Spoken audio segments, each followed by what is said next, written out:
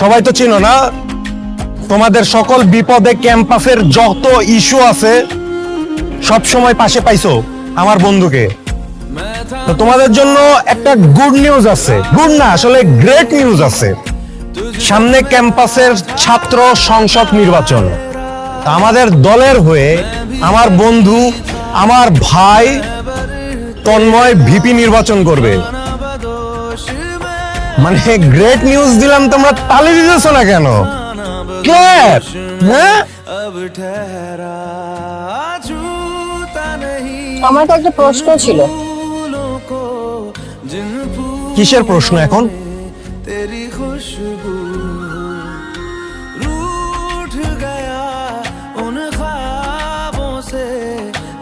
আমার প্রথম প্রশ্ন হলো, উনি যে ভিপি নির্বাচন করছে, উনি যদি ভিপি নির্বাচিত হয় তাহলে এই ক্যাম্পাসের জন্য কি করবে?